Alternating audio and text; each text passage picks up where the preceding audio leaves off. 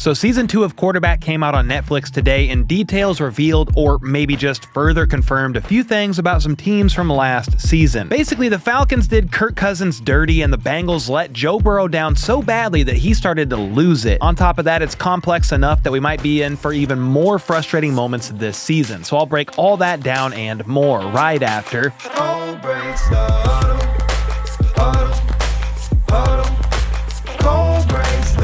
Alright, first up, season 2 of the Netflix documentary Quarterback officially dropped today, with all 8 episodes now available to stream. This season featured Joe Burrow, Jared Goff, and Kirk Cousins, who I guess is just a staple of the series now, considering he was in the first season as well. In that season, we got to see Patrick Mahomes win League MVP, Super Bowl 57, and Super Bowl MVP. This time around, it was a bit more disappointing of a finish to the season for all 3 of these guys. Jared Goff and the Lions went 15-2 in the regular season, which was nice, but they did get bounced in the divisional round by the Commanders. Kirk led the league in turnovers, then got benched late in the season for Michael Penix. The Falcons missed out on the playoffs entirely, as did the Bengals, despite a phenomenal individual season from Burrow, with some help, of course, from the Triple Crown winner in Jamar Chase. So yeah, probably not the ending they were hoping for, but nonetheless, they still had plenty to work with in order to make some entertaining content. In one of the episodes, for example, it showed the behind the scenes of the Bengals' Week 15 win over the Titans from last year. On the surface, you probably would have thought the Bengals would be happy with a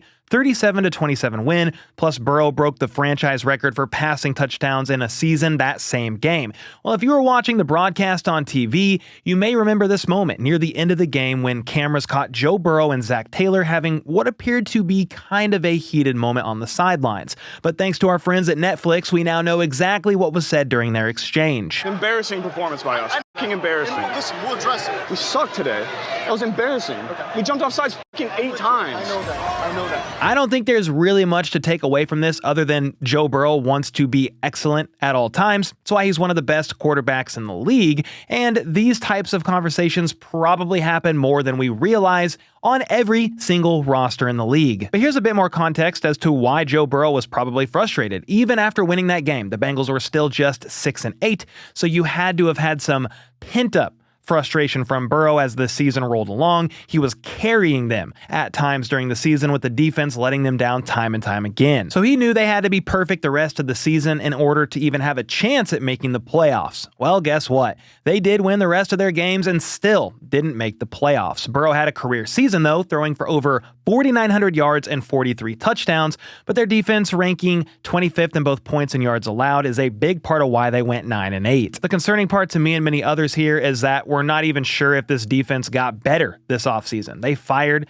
their defensive coordinator, Lou Anarumo, and they hired Al Golden after being the defensive coordinator at Notre Dame the past 3 seasons. We'll see how much of a difference that makes, because as crazy as it sounds, you could make the case this defense is even worse on paper this year. Their veteran defensive end, Sam Hubbard, retired after 7 seasons with the team. Their leading tackler from last season, Jermaine Pratt, requested a trade and was later released. Their biggest free agent move, if you can even call it that, was re-signing defensive tackle BJ Hill to a 3-year deal. Then their first-round pick, defensive end Shamar Stewart, still hasn't signed his rookie contract and is yet to take part in any practices.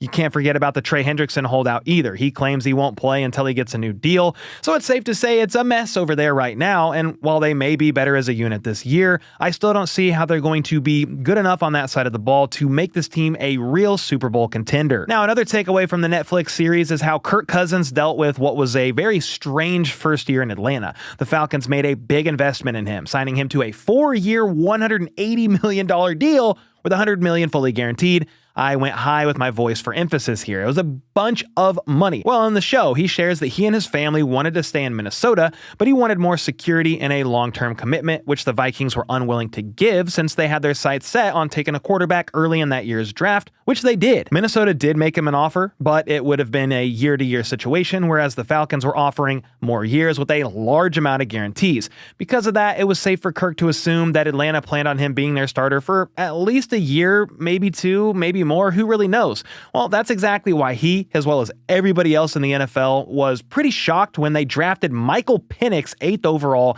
after just signing him to that massive deal. Wasn't expecting us to take a quarterback so high. At the time, it felt like I had been a little bit misled, and I had no reason to leave Minnesota if both teams were going to be drafting a quarterback high. It's hard to feel too bad for a guy that's made nearly $300 million in his NFL career and quite possibly went to Atlanta for money, but I do completely understand why he would be frustrated. Handling that, plus rehabbing a torn Achilles that he had suffered the year before, may have contributed to what ended up being a pretty tumultuous season for Mr. Cousins. Things actually started out pretty solid. He looked shaky in week 1, yes, but he led a game-winning drive over the Eagles in week 2 and got it rolling a little bit. Remember that Thursday night football game against Tampa early that season? Kirk threw for a franchise record 509 yards plus the game-winning touchdown in overtime week 5.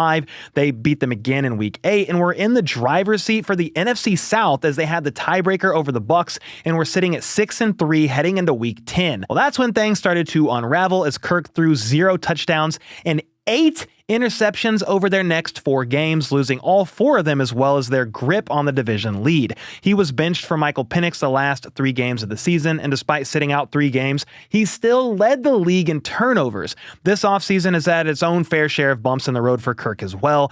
It was reported that he preferred to be traded or released by the Falcons so that he could sign with another team that needed a starter.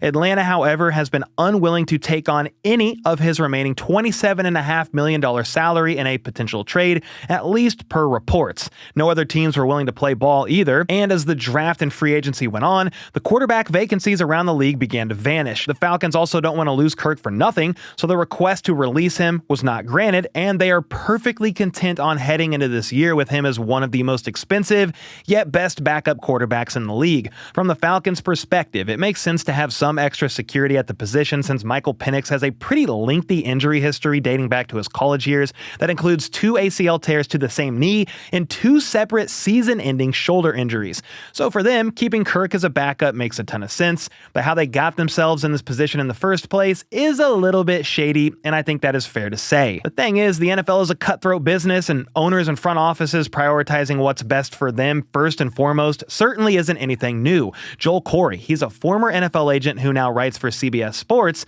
He did not hold back on his thoughts of this whole ordeal. The Falcons were presumably not being candid with their quarterback situation when Kirk was deciding who to sign with, and because of that, he said if he represented Kirk, he would be pissed about key information being withheld, i.e. them wanting to take a rookie quarterback in the first round. He then added some colorful language saying the first chance he had, he would be looking to screw over the Falcons. But I'm curious what you guys make of this. Do you think the Falcons intentionally screwed Kirk over, or is this whole thing getting a bit overblown? I think the reality of the situation is somewhere in the middle because after all, Kirk was given the reins as the starter even after Penix got drafted. He just ended up playing so poorly in the back half of the season that he lost his job and still needs to earn it back, even though he might not be able to. Kirk could also be a prime trade candidate before the midseason trade deadline if another team, maybe that's looking like they're going to be in playoff contention, loses their starting quarterback to a season-ending injury or something crazy like that.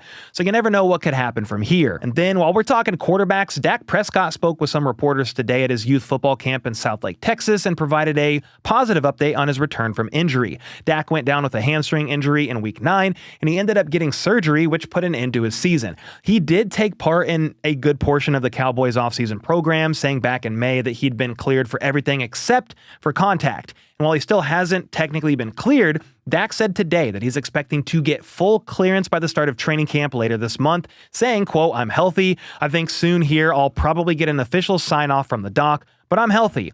Well, that was to be expected all along, but it is good news that there hasn't been any kind of setbacks in his recovery. The Cowboys are looking to bounce back from their 7-10 season in 2024, with Brian Schottenheimer now calling the shots after Mike McCarthy was let go. They're hoping to advance past the divisional round for the first time since 1995, and Dak's going to have a new weapon to throw to in George Pickens. Plus, he already has one of the best receivers in the league in CeeDee Lamb. So I'm definitely curious and even a bit excited to see how that 1-2 punch of those two wideouts will look out there on the field. Let me know your thoughts on the Cowboys in the comments down below. Do you think they're going to be a disappointment again, or are things looking brighter after all? Let me know either way in the comments, and with that, I'll see y'all next time.